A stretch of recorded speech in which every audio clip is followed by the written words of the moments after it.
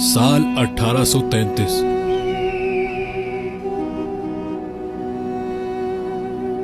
जब कबीला बनी आस के लोग आज जहां दुबई है यहां आकर रहना शुरू हो गए, उस वक्त ये जगह मुकम्मल रेगिस्तान थी और ये अबू धाबी के कंट्रोल में था।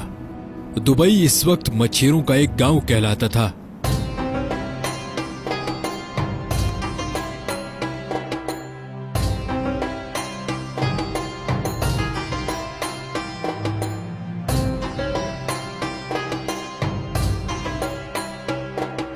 अठारह सौ 94 में कुछ ताजिर दुबई में बसना शुरू हो गए, क्योंकि यहाँ ताजिरों पर टैक्स बहुत कम था।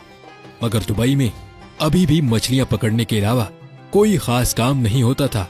1912 में दुबई की हुक्मरानी शेख सईद बिन मखदूम के पास आ गई और उन्हीं को दुबई का फाउंडर भी समझा जाता है। उस वक्त दुबई में पर्ल इंडस्ट्री यानी मोती ढूंढने का काम उरूज पर था।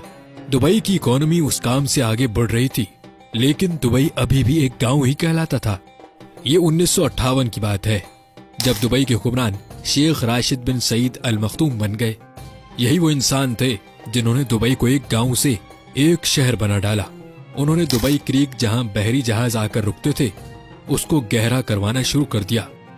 ये जगह बहुत छोटी थी और शेख राशिद बिन सईद जानते थे कि यहाँ बड़े और मॉडर्न बहरी जहाज आकर नहीं रुक सकते। उन्होंने इस प्रोजेक्ट पर बहुत ज्यादा पैसे लगा दिए, इतने पैसे कि ये दुबई की सालाना आमदनी से भी ज्यादा पैसे थे। इसके लिए उन्होंने कर्जा भी ले लिया। ये एक बहुत बड़ा रिस्क था, लेकिन शेख राशिद जानते थे कि इस प्रोजेक्ट से दुबई की इकोनॉमी पर बहुत गहरा असर पड़ेगा और ये प्लान वाकई में कामयाब हो गया। अब दुबई में बड़े साइज के बहरी जहाज भी आकर रुकने लगे। इससे दुबई में गोल्ड मार्केट भी फैलना शुरू हो गई। शेख राशिद अक्सर यूरोप और इंग्लैंड जाते रहते थे और ये वहां पर बनाए गए इंफ्रास्ट्रक्चर से बहुत मुतासिर थे, खास तौर पर लंदन से। उनको लंदन की सड़कें और वहां पर बनी हुई अंडरग्राउंड ट्रेन सिस्टम बहुत मुतासिर करता था। उनके दिल में भी ख्वाहिश थी कि दुबई एक दिन ऐसा ही मॉडर्न शहर बन जाए। शेख राशिद ने दुबई को एक शहर की शक्ल देना शुरू कर दी। साल 1959 में उन्होंने दुबई में एक मॉडर्न एयरपोर्ट भी बनवा दिया।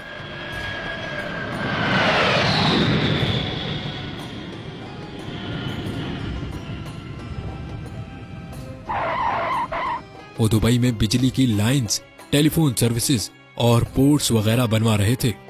लोग समझते थे कि शेख राशिद पैसे जाया कर रहे हैं और दुबई कभी भी एक मॉडर्न और इंटरनेशनल शहर नहीं बन सकेगा। मगर 1966 में दुबई की किस्मत बदल गई। ये वो साल था जब दुबई में ऑयल डिस्कवर हुआ, लेकिन यहाँ तेल के ज़खायर इतने नहीं थे।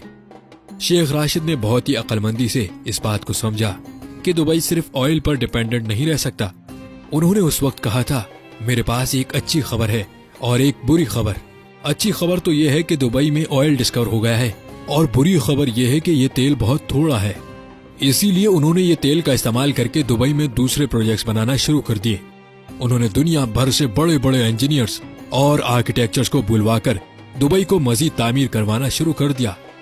जैसा कि 1979 में दुबई में एक ऊंची बिल्डिंग बनाई गई, ऐसे कई प्रोजेक्ट्स दुबई में शुरू हो रहे थे। 1981 में शेख राशिद इस दुनिया से चले गए। अब जो दुबई के अमीर हैं शेख मोहम्मद बिन राशिद बिन अल मखदूम, ये उन्हीं के बेटे हैं। आज जो दुबई हम देखते हैं उसको बनाने में शेख राशिद का ही दिमाग है। उन्होंने दुबई में ऊंची ऊंची बिल्डिंग्स बनाना शुरू कर दी। फिर इस काम में भी एक मसला था। मसला ये था कि कच्ची मिट्टी पर इतनी बड़ी बिल्डिंग्स कैसे खड़ी की जाएं। मगर शेख मोहम्मद बिन राशिद ने उसका हल भी ढूंढ निकाला। शेख मोहम्मद बिन राशिद ने महसूस किया दुबई के अतराफ पहाड़ वी शेप में बने हुए हैं, यानी यहाँ जरूर कभी पानी मौजूद होगा जो पहाड़ों की शेप कटी हुई है। उन्होंने यहाँ ड्रिलिंग करवाई और वहाँ वाकई में पानी मौजूद था और यही पानी दुबई की ऊंची ऊंची बिल्डिंग्स खड़ा रखने में काम आया। जहाँ बाकी अरब ममालिक जो तेल की दौलत पर अपना मुल्क चलाते हैं, वहीं शेख मोहम्मद बिन राशिद जानते थे दुबई को तेल पर जिंदा नहीं रखा जा सकता। आज भी ऑयल दुबई की इकोनॉमी में सिर्फ 1% कंट्रीब्यूट करता है, बाकी 99% पैसा दुबई कारोबारी सरगर्मियों से कमाता है। शेख मोहम्मद बिन राशिद की विजनरी प्लानिंग और अक्लमंदी की ही वजह है कि दुबई इतना अमीर शहर है।